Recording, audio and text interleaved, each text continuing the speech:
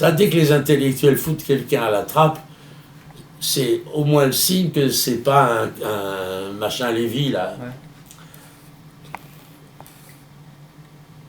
Parce que lui, personne essaye de le mettre à la trappe. On fait un petit peu d'ironie, peut-être. Ah, pas mal, ouais. Ah ouais. C'est le fonds de commerce de pas mal de gens. Ah ouais. Ça fait chier. Fonds de commerce. Je peux même plus, moi, même en dire du mal, parce que chaque fois que son nom rentre dans un spectacle, il doit y avoir citation de son nom avant. Dans Là, le public malveillant, tu le dis. Ouais. Bernard. T'as l'éclat de rire automatique. Ouais. C'est comme voilà, il y a des noms qui c'est de toute façon c'est l'éclat de rire. Alors tu te dis bon, c'est pas la peine. Moi, je veux pas m'amuser à militer, par exemple, contre un mec comme ça ou contre Sarkozy, tu vois. Ça, c'est des coups à ce qu'il se retrouve remplacé par un pire. Moi, j'ai mieux Sarkozy que Staline. Pour l'instant, on n'est pas en tôle. On peut encore dire un mot sur le régime.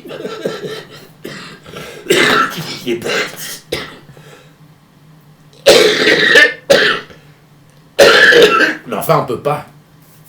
Tirer sur les bons hommes, c'est admettre, c'est renforcer l'idée qu'ils sont responsables de ce qu'ils font. Alors c'est précisément ça qui est exclu. On ne peut nous toucher qu'à des mécanismes qui font que l'homme fera ça, tu vois, parce qu'il y aura aucun... Dès qu'il fera autre chose, on lui retirera l'argent, plus personne lui fera confiance, voilà, c'est tout. Sarko, il aurait pu s'y prendre plus intelligemment, ça c'est sûr. Mais qu'est-ce que tu veux? Il est quand même le résultat de tout ce qui l'entoure, de conseillers et de tout ça, quoi. C'est bien le niveau général qui est bas. Et Saïda, ma femme, c'est elle qui a la première à commencer à dire, mais chaque fois qu'on milite pour quelque chose, on se retrouve renforcé la chose adverse, tu vois. On milite une espèce de coquetterie du militantisme qui le rend pratiquement obligatoire. Alors la question n'est plus que de choisir son créneau dans lequel on va militer, c'est quelque chose, c'est triste ça. Alors je l'approuve bien pour ça. Elle ne veut plus faire de l'anti-sarkozysme. D'abord parce qu'elle a vu un nombre de cons le faire, incurable. Alors c'est terrible de se ranger du côté des cons incurables alors que c'est tout. La question, c'est pas de tirer sur Sarkozy, c'est de savoir quelles sont les raisons pour lesquelles on tire dessus.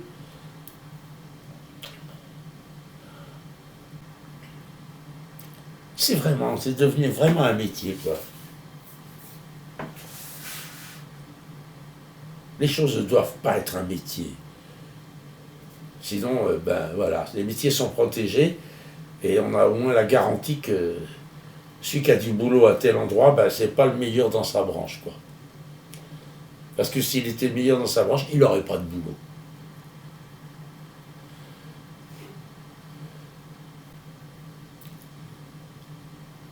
Choron, c'était un drôle de personnage.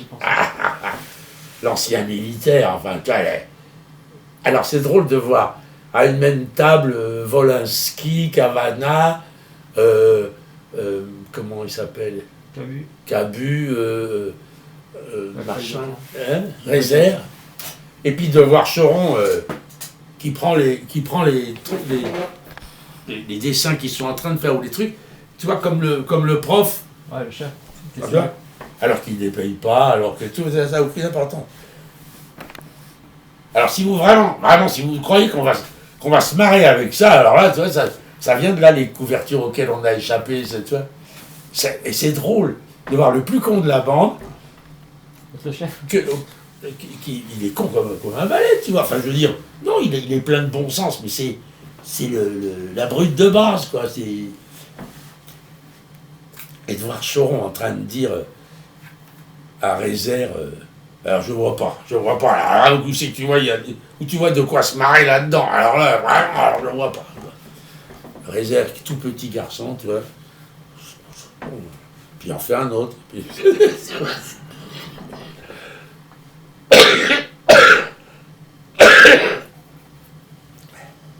Puis quand il y a une discussion entre Cavana et l'autre, tu vois,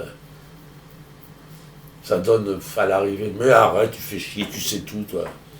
Des conneries comme ça. Et c'est drôle, c'est des rapports de cours de récréation qui sont très marrants.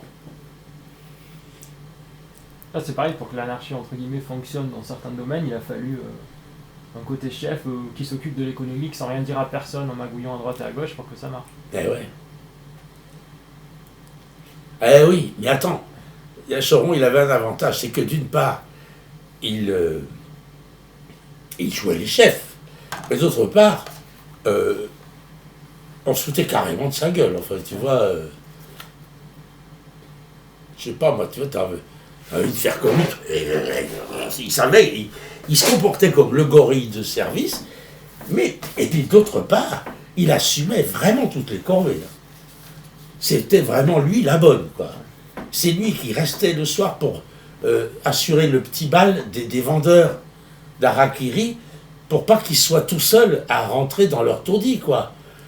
Et donc, il voulait qu'ils passent la soirée et que si lui, il n'organisait pas la soirée, personne irait chercher un truc de sono pour les faire danser, tu vois, personne. Ça, tout le monde le savait. Les Cavana, les gens de luxe, comme moi, on était des gens de luxe à côté de Choron. Gorille, oui, mais avec comme la grosse nounou noire, quoi, tu vois, qui en même temps, elle est autoritaire et en même temps, elle fait toutes les corvées. C'est pas du tout. Alors, c'est déjà une variété de chefs qui est plus tout à fait le chef qui précisément ne fout rien de ses 10 doigts, quoi. Et lui, il était là vraiment avant tout le monde et beaucoup plus tard le soir. Puis c'est lui qui allait au commissariat les chercher quand il se faisait arrêter.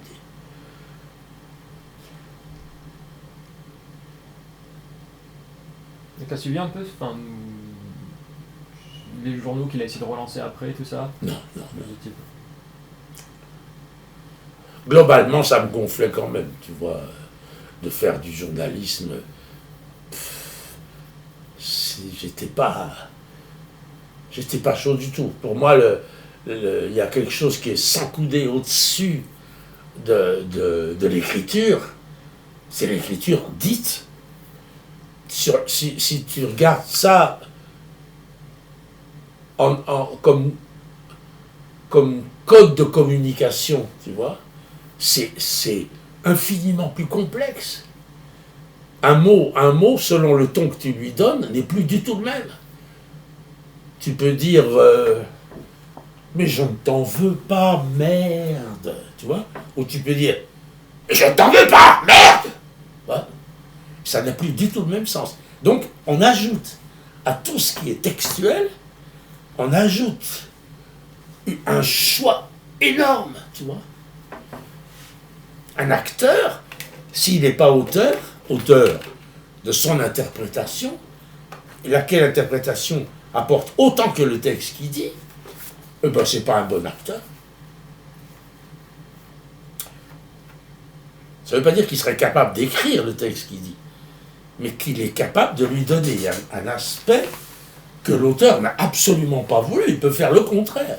Il peut donner à un texte où le mec est supposé hyper sympathique, il peut donner à ce même texte une antipathie monstrueuse. Si c'est un bon acteur, c'est-à-dire un inventeur, un joueur de l'intonation.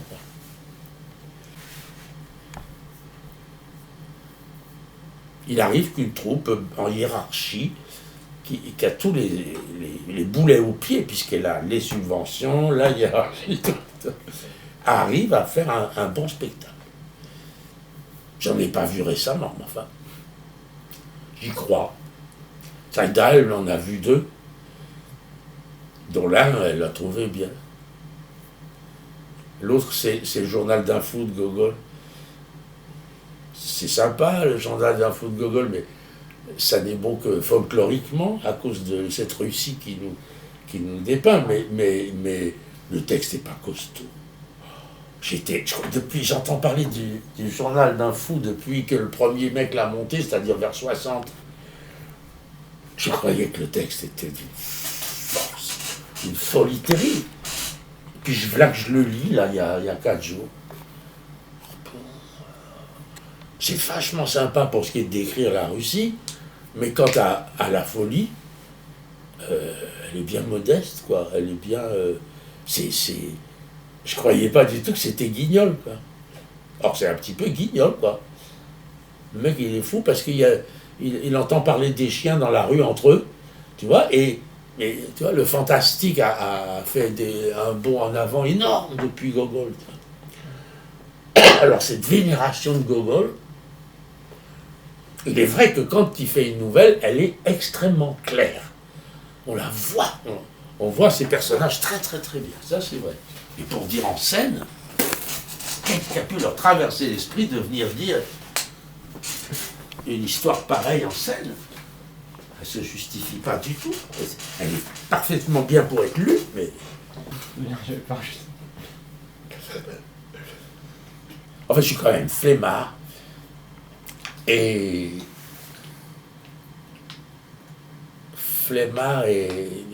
mal documenté. Quand je descends des trucs, pour moi c'est tellement du domaine du jeu que, par exemple, si je descends le Vatican, tu vois, je cherche seulement quels sont les clichés qu'il faut éviter pour que le jeu soit rigolo. Parce que si je me mets à sortir, tu vois, ces fumiers-là, ils construisent ils ont de l'argent avec, bon, on va s'emmerder. Alors, mais autrement, j'ai lu là, mais c'est tout à fait par hasard quelque chose sur Pie XII, mais autrement, je sais même pas le nom du pape actuel, quoi, tu vois. Je sais même pas si à Rome, il y a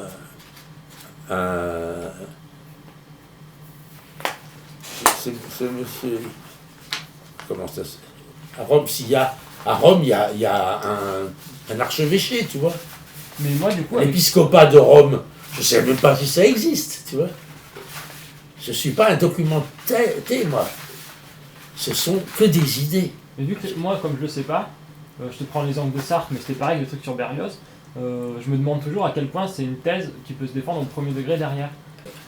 Enfin, le truc que les gens qui font les musicologues, là, qui ont la sublimation facile, ouais. le lien entre ça et la spéculation monétaire, je pense que ça marche comme ça. C'est-à-dire que l'un s'appuie sur l'autre à un moment donné, quoi. Ah ouais. Mais enfin, c'est des possibilités, mais moi, je travaille pas sur le document, quoi. D'ailleurs, je peux faire des bourdes énormes.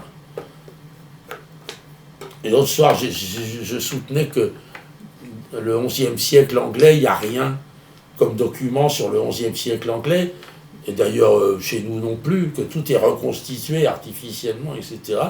Et le mec, il me dit, mais machin de Tours, Grégoire de Tours. Je dis, quoi, Grégoire de Tours, qu'est-ce qu'il fait, lui, dans la vie? Il était d'époque, là. Et il a écrit toute la hiérarchie des rois, des Mérovingiens. Je dis, ah bon, première nouvelle, tu vois. Je discute d'histoire, mais Grégoire de Tours, ça me dit rien. En plus, mais je m'aperçois après coup qu'il n'y a pas de raison qu'il me dise quelque chose, puisqu'il a pu au maximum être contemporain d'un des rois, mais pas de toute la lignée. Il m'explique qu'il a écrit toute la lignée des rois. Voilà le document.